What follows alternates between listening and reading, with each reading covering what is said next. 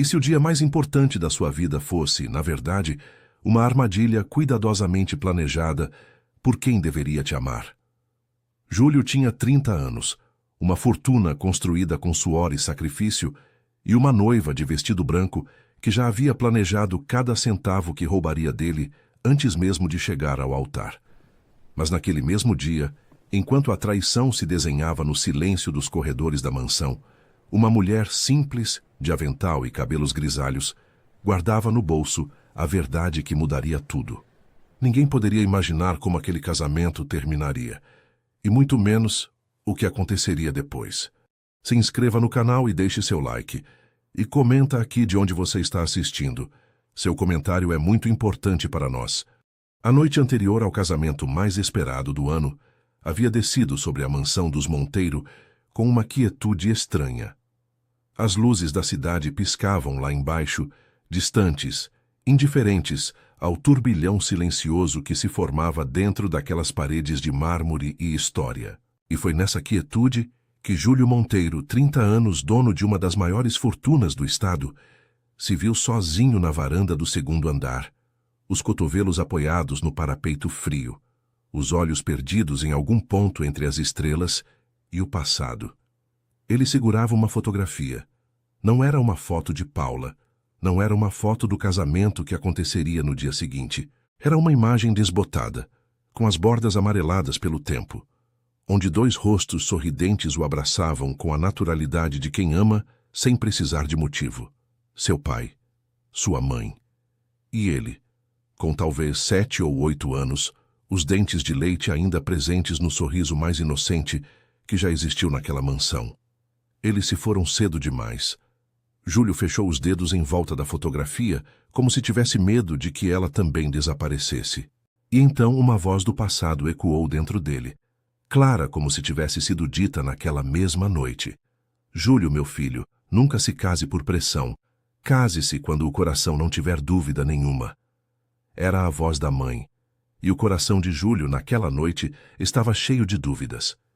Ele não sabia nomear direito o que sentia. Não era exatamente arrependimento, não era medo de assumir um compromisso. Era algo mais sutil, mais corrosivo, como uma rachadura pequena numa parede que parece firme, mas que você sabe, no fundo, que um dia vai ceder. Paula era linda. Paula era determinada. Paula sabia exatamente o que queria da vida. O problema era que Júlio havia começado a suspeitar com um peso crescente no peito que o que ela queria da vida tinha muito pouco a ver com ele e muito a ver com o que ele representava no papel. Lá de dentro da mansão, o som de uma voz alta cortou o silêncio. Era Paula. Não, não e não, ela dizia ao telefone, caminhando de um lado para o outro no corredor do primeiro andar, os saltos batendo no piso de porcelana como pequenas sentenças. Eu disse arranjo de orquídeas brancas com detalhes em dourado. Não flores do campo como se fosse casamento de interior. Você está me custando uma fortuna e ainda erra o básico. Júlio não desceu. Ficou olhando para a fotografia dos pais. Na cozinha, Dona Ruth enxugava as mãos no avental com a serenidade de quem já viu muita coisa naquela casa. 62 anos, cabelos grisalhos presos num coque firme, olhos castanhos que guardavam décadas de lealdade e amor verdadeiro. Ela havia chegado à mansão quando Júlio tinha 11 anos, 2 anos depois da morte dos pais dele, contratada pela tia que administrava provisoriamente a propriedade. Mas a tia foi embora, e Ruth ficou. Ficou quando o menino acordava chorando de madrugada.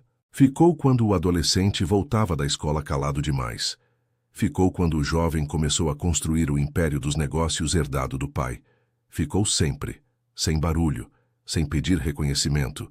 Ficou porque aquele menino havia se tornado, sem que ela planejasse, o filho que a vida não lhe havia dado de outra forma. Dona Ruth. A voz de Carlos soou mansamente pela porta da cozinha. O marido dela era assim, um homem de poucas palavras e gestos precisos. 58 anos, ombros largos curvados por décadas ao volante, sorriso discreto que aparecia nos momentos certos. Ele entrou segurando um bilhetinho dobrado, o papel amassado como se tivesse passado tempo dentro do bolso. Achei isso no carro hoje cedo. ele disse, estendendo o bilhete para ela. Alguém deixou no banco do motorista. Ruth desdobrou o papel com cuidado. A letra era miúda, apressada, escrita com caneta azul num papel de pão dobrado ao meio. Ela leu uma vez. Leu duas. E o coração deu um salto dentro do peito. Pergunte a Paula quem é Ricardo. Ela ficou olhando para o papel por um longo momento. Carlos a observava sem entender. Você sabe quem escreveu? Ele perguntou baixinho. Ruth não respondeu de imediato, porque ela havia reconhecido a letra. Era dela mesma. Escrita às 3 horas da manhã 2 dias antes, quando havia ouvido Paula no corredor falando ao telefone com uma voz diferente, íntima demais, sussurrada demais para ser inocente. Ruth havia rabiscado o bilhete na escuridão da copa, planejando deixá-lo para Carlos encontrar, pois não sabia ainda como abordar o assunto com Júlio. E depois havia esquecido onde o colocara. O bilhete havia voltado para as mãos certas pelo caminho mais improvável. Fui eu, ela disse finalmente, a voz baixa. E amanhã, antes da cerimônia, eu vou falar com o Júlio. Não importa o que aconteça. Ele precisa saber. Carlos assentiu. Não perguntou mais nada. Era assim entre eles há tantos anos. Confiança sem necessidade de explicação. Do corredor veio novamente a voz de Paula, agora mais próxima. E outra coisa, ela dizia, ainda ao telefone, passando pela porta da cozinha sem nem olhar para dentro. Alguém me confirmou que a lista de convidados inclui os funcionários da casa. Funcionários, na minha festa. Vou ter que resolver isso amanhã também. Ela passou. O perfume caro ficou no ar por alguns segundos. Depois o silêncio voltou. Ruth e Carlos se olharam. Nenhum dos dois precisou dizer nada. Lá em cima, na varanda, Júlio recolocou a fotografia dos pais no bolso do coração. Olhou uma última vez para a cidade lá embaixo. E então, por uma razão que ele não soube explicar, sentiu uma saudade aguda e repentina de Dona Ruth, de seu Carlos. Do cheiro de café coado de manhã cedo, do som das chaves do carro batendo no gancho da entrada, dessas coisas pequenas e permanentes que formavam, sem alardes, o único lar real que ele conhecia. Entrou. Fechou a porta da varanda. E a noite desceu sobre a mansão carregando, invisível, o peso de tudo que estava prestes a mudar. A manhã do casamento chegou com uma luz dourada e mentirosa, daquelas que fazem tudo parecer bonito demais para ser real. Os jardins da mansão estavam transformados. Arranjos de orquídeas brancas com detalhes em dourado cobriam cada superfície disponível, mesas postas com louças importadas, taças de cristal que capturavam o sol e espalhavam pequenos arco-íris pelo salão. 240 convidados estavam confirmados. O buffet havia custado mais do que muita gente ganha em um ano. A banda era a mais requisitada da cidade. Era exatamente o casamento que Paula havia planejado até o último detalhe. O problema era que ela havia planejado tudo, absolutamente tudo, menos o amor. Júlio acordou cedo. Ficou deitado por alguns minutos olhando para o teto do quarto, aquele teto que conhecia desde criança, as pequenas imperfeições do reboco que nenhuma reforma havia conseguido apagar completamente. Era um dia estranho. O estômago estava pesado de um jeito que não tinha nada a ver com nervosismo de noivo. Era outra coisa. Era a sensação de quem está prestes a dar um passo e não tem certeza se o chão do outro lado é firme. Ele se levantou, tomou banho e desceu para a cozinha antes de qualquer outro morador da mansão estar acordado. Dona Ruth já estava lá. Claro que estava. O café estava coado, o pão estava quente, e ela estava de costas para a porta, arrumando as xícaras com aquela precisão tranquila de sempre. Sem se virar, disse: "Bom dia, meu filho. Senta que o café está na hora." Júlio sentou. Ficaram em silêncio por um momento, os dois naquele silêncio confortável que só existe entre pessoas que não precisam preencher o ar com palavras para se sentir acompanhadas. Ele tomou o primeiro gole de café. Ela se sentou do lado oposto da mesa. "Ruth", ele disse, a voz ainda rouca do sono. "A senhora está bem?" Ela o olhou por um segundo mais longo que o normal. "Estou", respondeu. "E você?" Júlio abriu a boca. Fechou. Olhou para a xícara. Estou, disse ele. Mas os dois sabiam que não era bem verdade. Ruth estava prestes a falar. Tinha decidido naquela manhã que ia contar tudo antes da cerimônia. Ia mostrar o que havia gravado, ia explicar o que havia ouvido, ia colocar na mão de Júlio a decisão que só a ele cabia tomar. Ela abriu a boca. E foi exatamente nesse momento que Paula entrou na cozinha. Estava de roupão, cabelo preso, máscara de dormir ainda na testa, uma xícara vazia na mão. Entrou sem bater, sem cumprimentar, foi direto à cafeteira. Serviu o café. Deu uma olhada rápida para a mesa. Júlio, você não devia estar se preparando? Ela disse, a voz com aquele tom entre afeto e ordem que ela usava quando queria parecer carinhosa, mas estava, na verdade, administrando a situação. O fotógrafo chega às 10 horas para as fotos de preparação. Não vai ter tempo para ficar sentado aqui. São 7:30 da manhã, Paula. Exatamente. Pouco tempo. Ela virou para Ruth sem mudar o tom. E a senhora? Já confirmou com a equipe de catering que as mesas do jardim são primeiro as da família, depois os convidados especiais e só depois o resto? Porque ontem à noite eu expliquei isso 3 vezes e ainda assim ouvi que estavam misturando tudo. Ruth respondeu com calma. Já confirmei sim, Paula, tudo está conforme você pediu. Ótimo. Paula tomou um gole de café e saiu da cozinha sem mais uma palavra. O silêncio que ela deixou para trás era de um tipo completamente diferente do que existia antes de ela entrar. Júlio olhou para Ruth. Ruth olhou para Júlio. Ele viu algo nos olhos dela, algo que ela estava segurando com esforço, uma palavra, uma verdade, um peso. Ruth, vai se preparar, meu filho, ela disse, a voz firme demais para ser natural. Mas eu preciso falar com você antes da cerimônia, tá bem? Antes de você entrar naquele altar, eu preciso de 5 minutos com você. Júlio estudou o rosto dela por um momento. Tá bom, disse ele. 5 minutos, pode contar. Amanhã avançou como um palco sendo montado. Cada funcionário da mansão estava em movimento. Cada detalhe sendo ajustado, cada flor reposicionada. Carlos, de terno escuro que havia passado com capricho na noite anterior, coordenava a chegada dos veículos com a serenidade de sempre. Mas seus olhos, quando cruzavam com os de Ruth de longe, carregavam a mesma pergunta silenciosa. Já falou com ele? Ela balançava a cabeça. Ainda não, mas vou. Foi perto do meio-dia que o momento chegou. A cerimônia estava marcada para as 14 horas. Os convidados começariam a chegar em menos de 1 hora. Ruth subiu as escadas em direção ao quarto de Júlio, o celular no bolso do avental com o áudio gravado, o coração batendo mais forte que o normal. Ela estava no corredor quando Paula saiu do quarto dela. As duas se encararam. Paula sorriu. Era um sorriso que não chegava aos olhos. Que bom que eu te encontrei, ela disse, a voz baixa, mas cortante. Eu ouvi que você pediu para falar com Júlio antes da cerimônia. Ruth não recuou 1 centímetro. Preciso sim. Não vai precisar. Paula deu um passo à frente. Olha, Ruth, vou ser direta porque não tenho paciência para rodeios. Depois de hoje, as coisas aqui mudam. E gente que passa a vida inteira tentando se meter onde não é chamada, não vai ter espaço nessa casa. Você tem anos aqui, eu entendo. Mas a partir de hoje quem manda sou eu. E o que eu mando é, vai cuidar da cozinha e não da vida dos outros. Ao redor delas, 2 ajudantes que passavam pelo corredor baixaram os olhos desconfortáveis.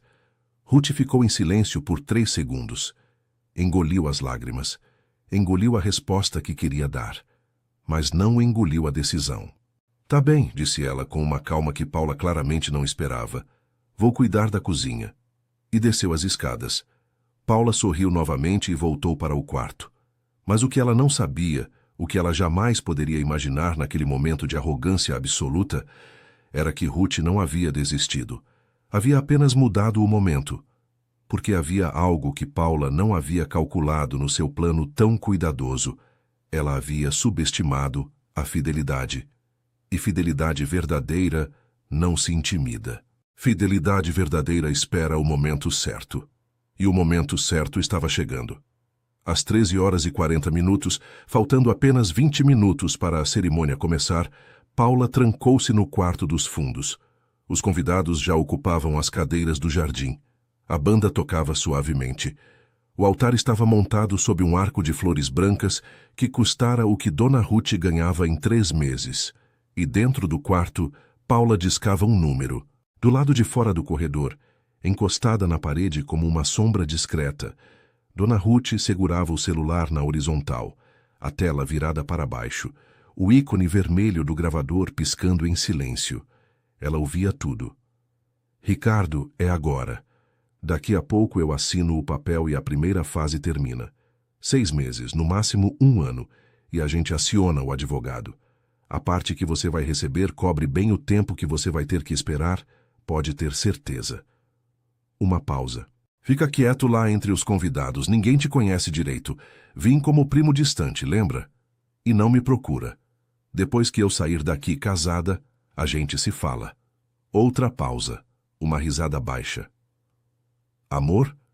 Júlio é um bom homem, Ricardo. Bom demais. Por isso vai ser fácil. A ligação caiu. Dona Ruth desligou o gravador.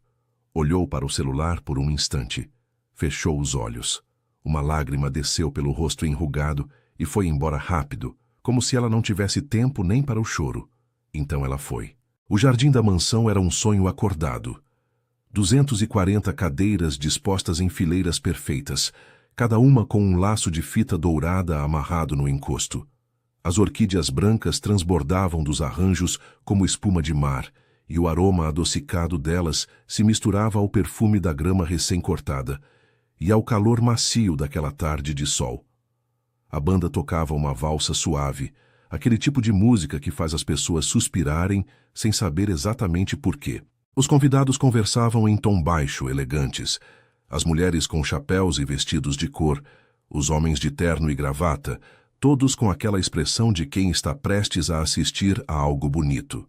E no altar, sob o arco imenso de flores brancas que havia levado uma equipe inteira para montar desde a madrugada, Júlio Monteiro estava de pé, terno azul marinho cortado sob medida, camisa branca, gravata de seda em tom champanhe, cabelo penteado com cuidado, sapatos que refletiam a luz do sol como espelhos.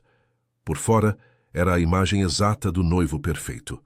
Por dentro, era um homem segurando o peso de uma dúvida que nenhum terno do mundo conseguia esconder. Ele sorria para os convidados que acenavam, cumprimentava com a cabeça os conhecidos. Mas seus olhos varriam o jardim com uma inquietação disfarçada, procurando sem saber exatamente o que procurava. Ou talvez soubesse, talvez estivesse procurando Ruth. Aqueles 5 minutos que ela havia pedido nunca haviam acontecido. E o peso disso havia crescido dentro dele durante toda a manhã, como água subindo dentro de um quarto fechado. O padre estava ao seu lado, missal nas mãos, sorriso tranquilo de quem já celebrou centenas de cerimônias e aprendeu a não se surpreender com nada. A música mudou. A marcha nupcial começou. E Paula apareceu. Ela entrou pelo corredor central do jardim como se tivesse nascido para aquele momento. E de certo modo havia se preparado para ele a vida inteira. Só que por razões que nenhum dos presentes ainda conhecia. O vestido era impecável, branco ivory, cauda longa, bordado em pedrarias que capturavam a luz e a devolviam multiplicada. Os cabelos presos num coque elaborado, o véu descendo pelas costas como uma cascata. Ela segurava o buquê de orquídeas com as 2 mãos, os dedos levemente crispados, e caminhava com aquela segurança calculada de quem ensaiou cada passo. Os convidados suspiraram. Alguém murmurou linda. Uma senhora mais velha levou o lenço ao canto do olho. Paula sorria para os lados enquanto caminhava. Sorria para os convidados, para as câmeras, para o fotógrafo que se movia como uma sombra elegante, acompanhando cada passo dela. Mas quando seus olhos encontraram Júlio no altar, o sorriso ficou por uma fração de segundo diferente. Calculado, satisfeito, como o sorriso de quem está prestes a fechar um negócio muito bom. Júlio viu esse sorriso, e foi exatamente nesse momento que ele viu também, pelo canto do olho, uma figura se movendo pela lateral do jardim. Dona Ruth. Ela caminhava rápido, o avental trocado por um vestido escuro que usava nas datas importantes, o celular apertado na mão. Não estava olhando para Paula, estava olhando para ele, direto nos olhos, com aquela expressão que ele conhecia desde criança, aquela expressão que significava: preciso te dizer algo, e é agora. O coração de Júlio deu uma reviravolta. Paula chegou ao altar. Ficou ao seu lado. O padre começou a falar. As palavras entravam pelos ouvidos de Júlio, mas não chegavam ao cérebro, porque tudo dentro dele estava concentrado na figura de Ruth, que havia parado na lateral, a alguns metros do altar, esperando. Esperando o momento. O padre havia chegado na parte dos votos quando Ruth deu um passo à frente. Um único passo, mas foi suficiente. Júlio ergueu levemente a mão direita, um gesto discreto em direção ao padre, pedindo um segundo. O padre, confuso, parou. Os murmúrios começaram entre os convidados.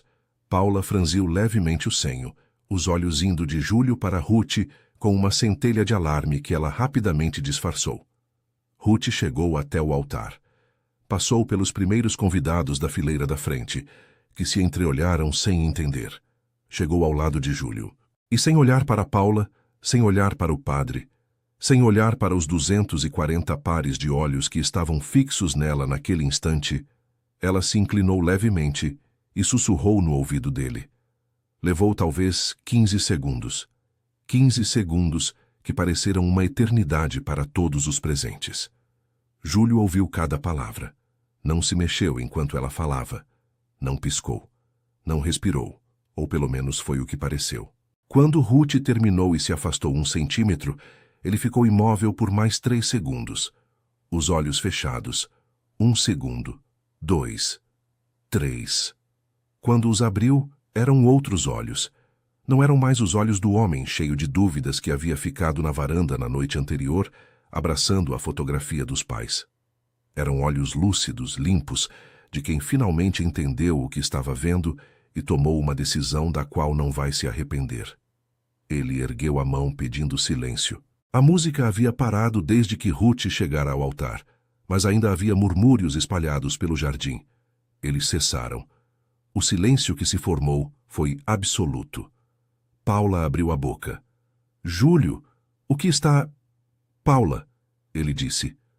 A voz era calma, completamente calma, da forma que só é possível quando a tempestade já passou por dentro e o que sobrou é clareza pura. Quem é Ricardo? O nome caiu no jardim como uma pedra num lago.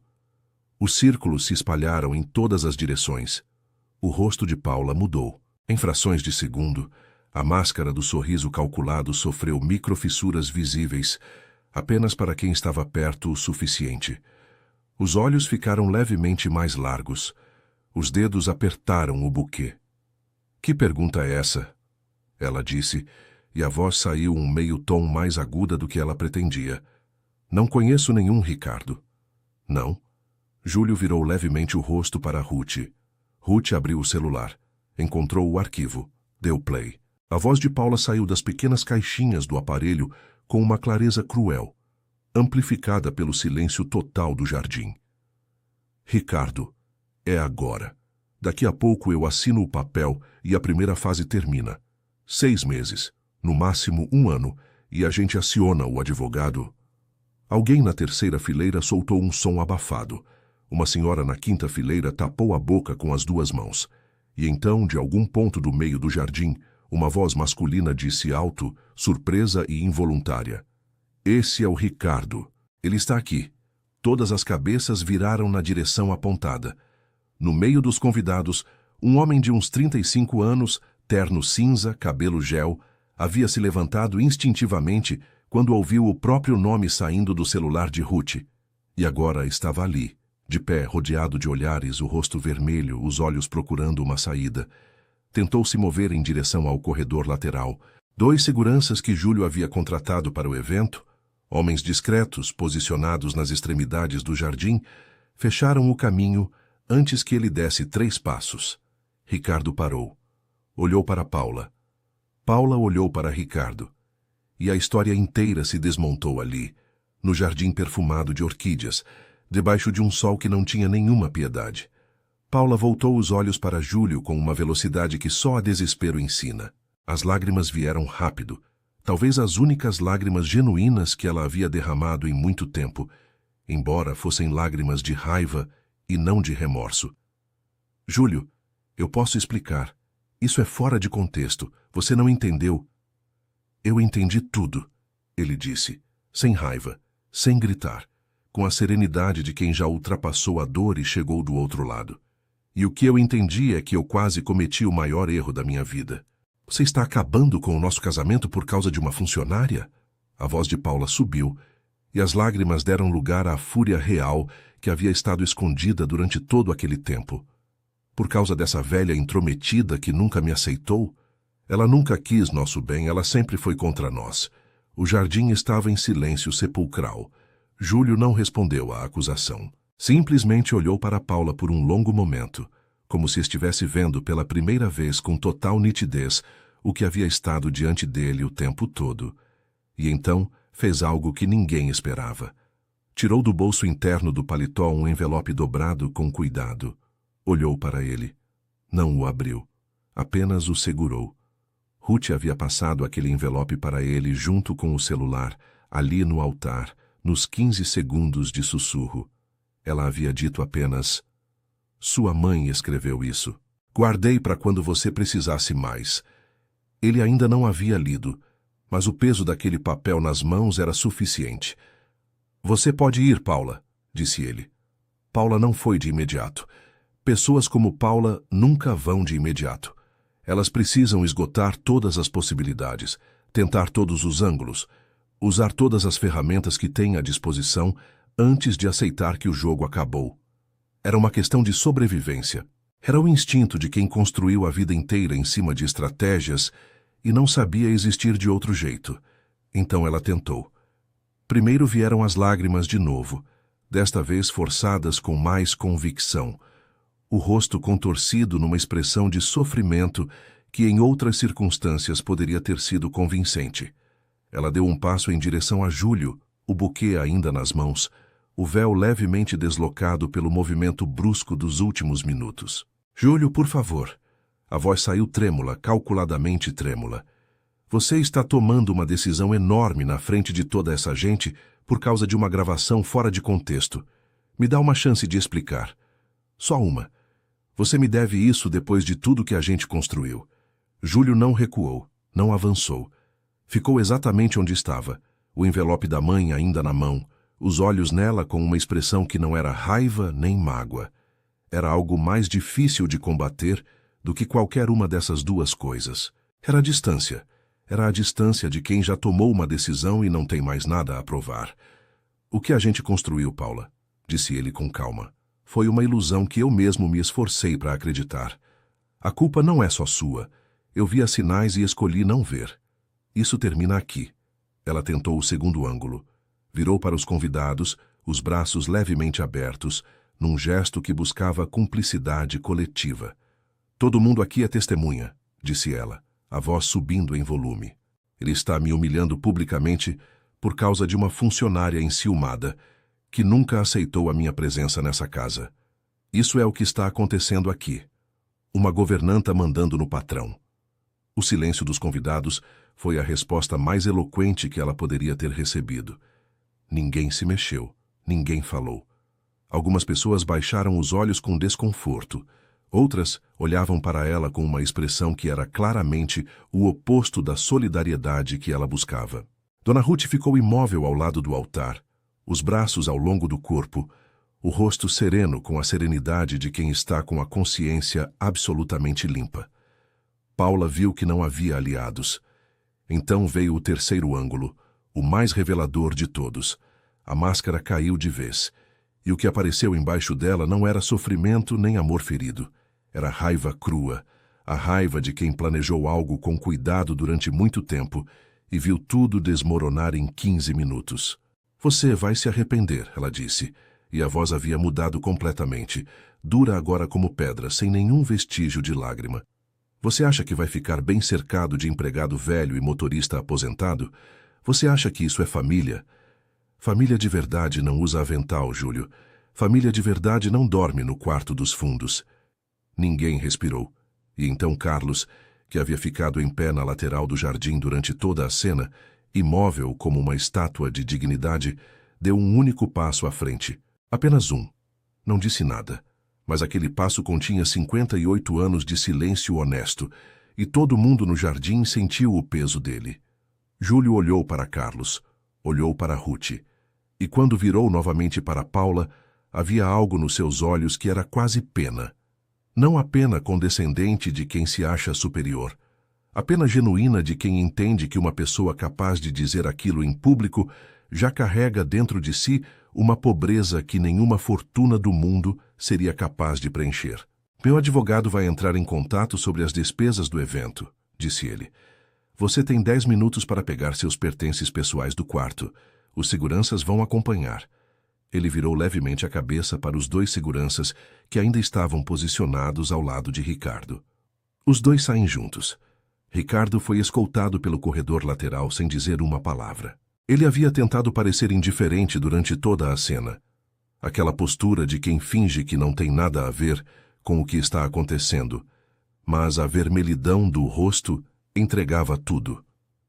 Quando passou pela fileira, onde havia estado sentado, um senhor mais velho que havia sido apresentado a ele mais cedo, como suposto conhecido da família de Paula, se levantou levemente e disse, com uma clareza que cortou o ar: primo distante, claro.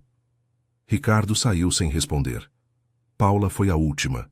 Desceu do altar sozinho, a cauda do vestido arrastando pelas pedras do jardim, o buquê ainda nas mãos por puro automatismo. Na porta que levava ao interior da mansão, ela parou por um segundo. Virou o rosto por cima do ombro, num último gesto que queria ser ameaçador. Essa casa vai sentir minha falta, disse ela. Ninguém respondeu. Ela entrou. A porta fechou, e o jardim soltou um suspiro coletivo que havia sido represado por longos minutos. Júlio ficou de pé no altar por um momento, que pareceu muito longo, mas provavelmente não passou de 30 segundos. Os convidados o olhavam em silêncio, nenhum deles sabendo exatamente o que fazer, se deviam se levantar, se deviam falar, se deviam ir embora ou ficar. Era um daqueles momentos em que o roteiro social simplesmente não existe, e as pessoas ficam à deriva, esperando que alguém tome a iniciativa. Júlio olhou para o envelope que ainda segurava na mão. Abriu com cuidado, como se o papel fosse frágil, como se o gesto merecesse delicadeza. Tirou a carta dobrada em 3. A letra era cursiva, inclinada levemente para a direita, com aquelas floreios nas maiúsculas que as pessoas da geração da sua mãe aprendiam na escola e nunca esqueciam. Ele leu em silêncio. Os convidados viram o rosto dele mudar enquanto lia. Não de tristeza exatamente, de algo mais complexo, aquela mistura específica de saudade e gratidão e reconhecimento, que acontece quando uma pessoa morta acerta em cheio uma verdade que você estava precisando ouvir exatamente naquele momento, como se o tempo não existisse e o amor atravessasse tudo. Quando chegou na última linha, seus olhos ficaram brilhantes. Ele dobrou a carta com o mesmo cuidado com que a havia aberto. Colocou-o sobre o coração, a mão espalmada por cima do paletó azul marinho, os dedos levemente curvados. Ficou assim por 3 segundos. Depois ergueu os olhos para o jardim cheio de pessoas que esperavam, e pela primeira vez naquela tarde, sorriu de verdade. Meus amigos, disse ele, e a voz saiu clara, firme, com um calor que não havia estado lá durante toda a cerimônia frustrada. Eu sei que o que aconteceu aqui hoje não foi o que nenhum de vocês esperava quando recebeu o convite. Não foi o que eu esperava também, se for para ser honesto. Mas eu aprendi hoje aqui nesse altar uma coisa que minha mãe tentou me ensinar a vida inteira e que eu só fui entender agora. Ele fez uma pausa. Seus olhos percorreram o jardim até encontrar Ruth, que estava de pé na lateral, os braços cruzados sobre o peito, o rosto ainda carregando aquela serenidade tensa de quem passou por um momento muito difícil e ainda não processou completamente que passou. Depois foram até Carlos, que estava ao lado dela agora, o ombro encostado levemente no ombro dela, aquele gesto pequeno e antigo de 2 corpos que sabem o espaço um do outro de memória. O meu casamento acabou, disse Júlio. Uma pausa. mas a cerimônia e a festa não. Outro silêncio, mas desta vez era um silêncio diferente. Era o silêncio de 240 pessoas que acabaram de perceber que algo inesperado e bom estava prestes a acontecer. Hoje vai haver um lindo casamento aqui, disse ele. Só que não é o meu. Ele desceu do altar, atravessou o jardim com passos rápidos e foi direto até Ruth e Carlos. Parou na frente dos dois. Ruth o olhava com uma expressão que era ao mesmo tempo confusa e assustada, e cheia de um pressentimento que ela ainda não sabia nomear. Júlio, o que... Quantos anos vocês dois estão juntos? Ele perguntou, e a pergunta era retórica, porque ele sabia a resposta. 23 anos, disse Carlos a voz baixa. 23 anos, repetiu Júlio. E a senhora que me criou, que ficou quando todo mundo foi, que guardou uma carta da minha mãe para me entregar no momento em que eu mais precisava, nunca teve o casamento que merecia. Ruth abriu a boca, fechou. Os olhos estavam brilhando. Meu filho. Hoje vocês casam, disse ele. Simples assim, com a certeza absoluta de quem não está fazendo uma pergunta. Com tudo. Com a cerimônia, com a festa, com os convidados, com as flores, com a banda e com o buffet que custou o que custou. E não vai ser desperdiçado. Hoje é o casamento de vocês. O jardim explodiu. Não havia outra palavra para descrever.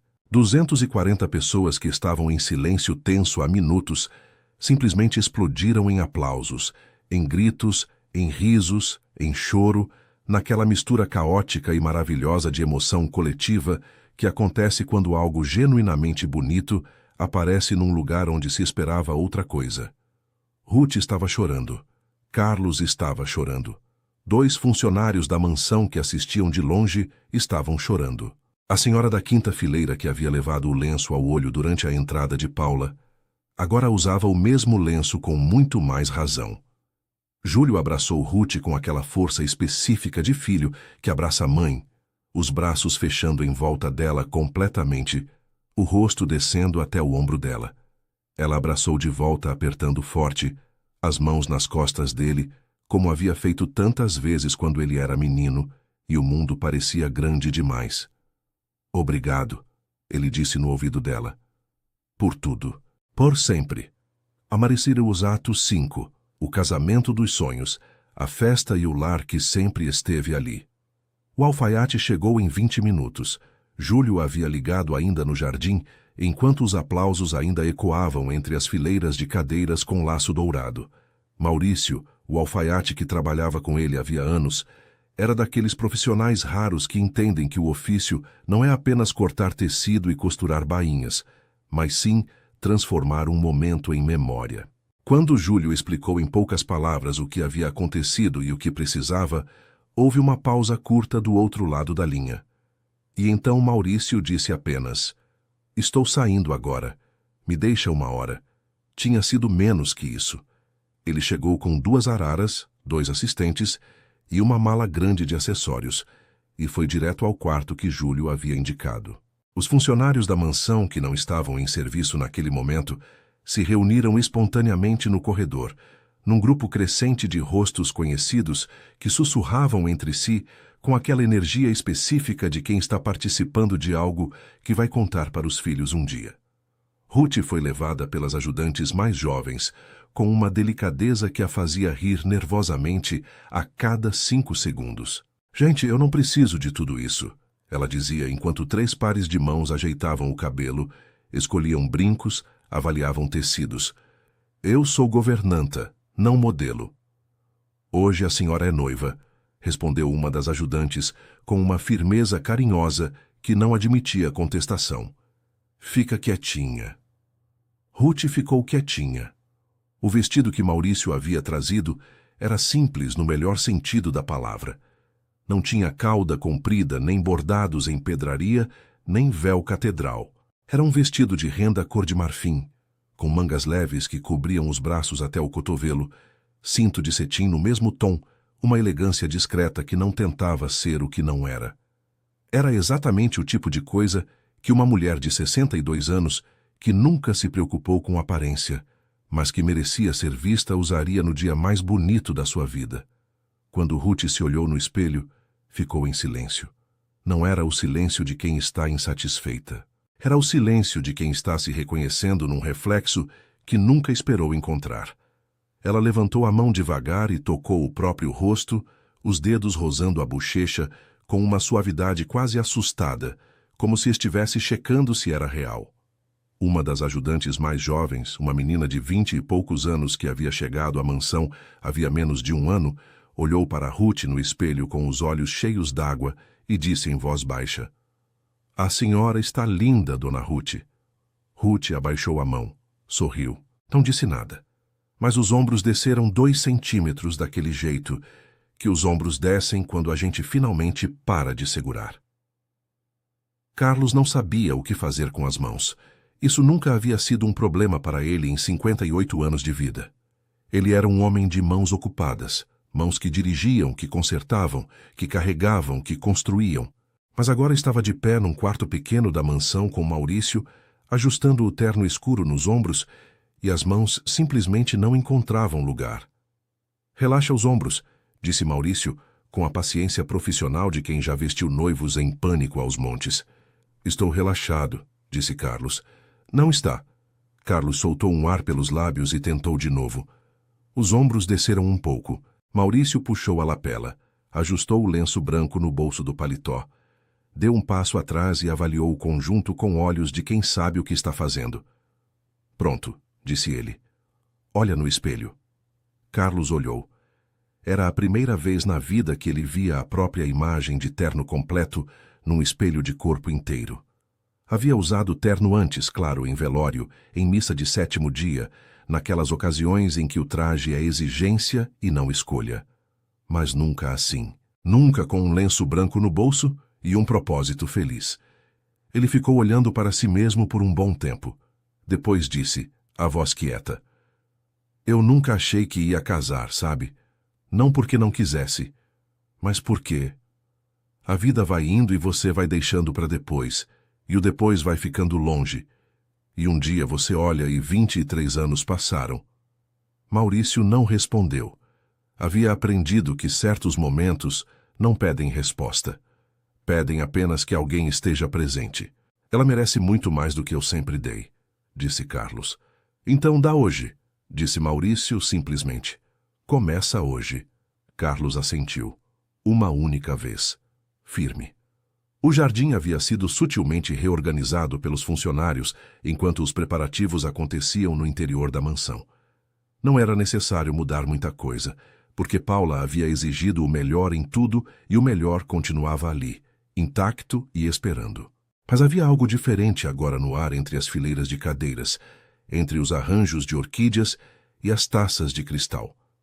Era como se o espaço inteiro tivesse respirado fundo e soltado uma tensão que havia estado presente desde o início da tarde. Os convidados haviam ficado quase todos. Alguns haviam ido buscar um drink no bar montado na lateral e voltado. Outros haviam ficado sentados mesmo, conversando em grupos, trocando impressões sobre o que haviam acabado de testemunhar, com aquela energia elétrica de quem participou de algo que vai virar história. Uma mesa de senhoras mais velhas havia praticamente adotado o assunto como projeto coletivo, cada uma acrescentando um detalhe observado, uma frase notada, um momento que a outra havia perdido. O padre havia ficado também. Quando Júlio o havia abordado discretamente, perguntando se ele estaria disposto a celebrar uma segunda cerimônia naquela tarde, o padre havia dado uma risada curta e genuína. "Meu filho", havia dito ele, "em 30 anos de sacerdócio, eu nunca casei um casal que merecesse mais, é claro que fico."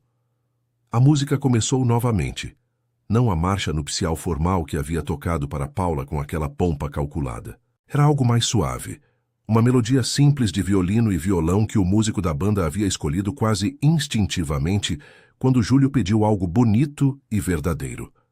A melodia não tinha nome famoso nem história grandiosa. Era apenas bonita. E às vezes é exatamente isso que um momento pede. Carlos estava no altar.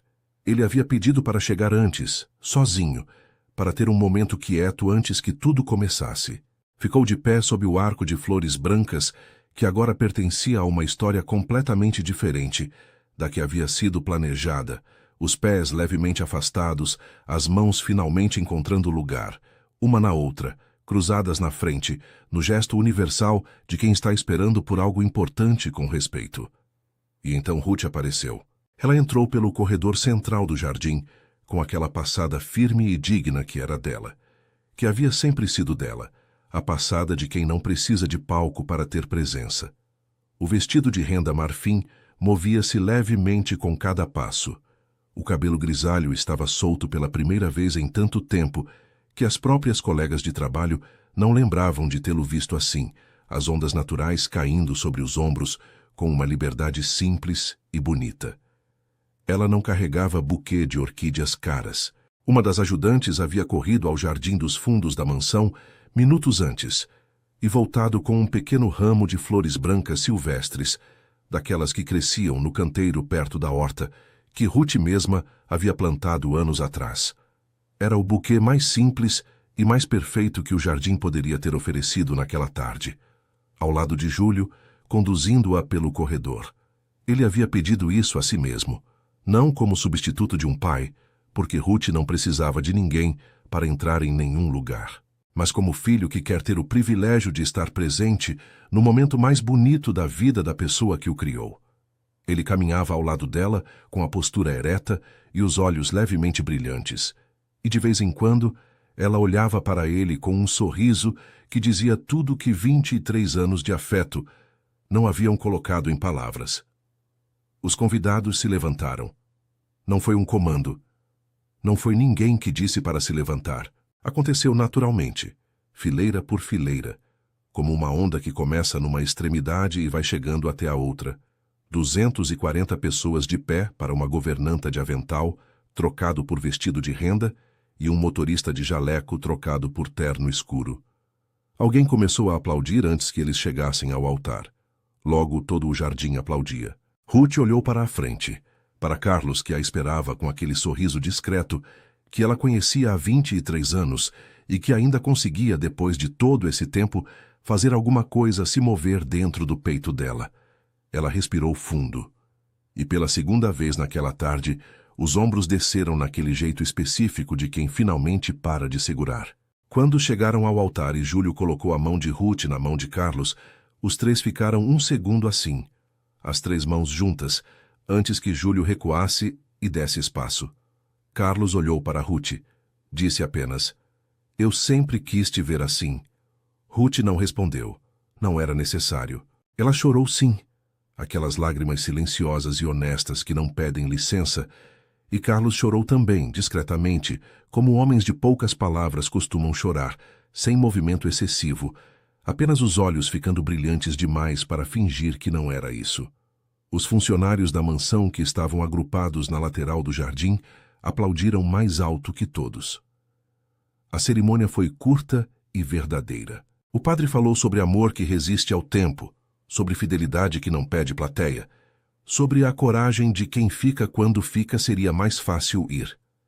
Cada palavra pousava no jardim com um peso diferente do peso habitual dos discursos de casamento, porque todos ali sabiam que não eram palavras genéricas. Eram palavras sobre aquelas duas pessoas específicas, naquele jardim específico, naquela tarde que havia começado de um jeito e estava terminando de outro completamente inesperado e completamente certo. Quando o padre pediu as alianças, houve um momento de pausa. Não havia alianças planejadas. Então Júlio tirou do bolso 2 argolas simples de ouro que havia pedido ao ajudante de Maurício para buscar no cofre do escritório durante os preparativos. Eram as alianças dos seus pais, guardadas há anos, num pequeno estojo de veludo dentro do cofre, esperando sem saber por quê. Agora sabiam. Ele as entregou ao padre sem dizer nada. O padre as olhou, entendeu, e abençoou as duas com uma solenidade que a simplicidade do gesto merecia. Quando Carlos colocou a aliança no dedo de Ruth, ela olhou para a argola por um momento. Depois olhou para Júlio. Ele assentiu levemente. Ela fechou os olhos por 2 segundos. Abriu. "Pode beijar a noiva", disse o padre. O jardim explodiu pela segunda vez naquela tarde.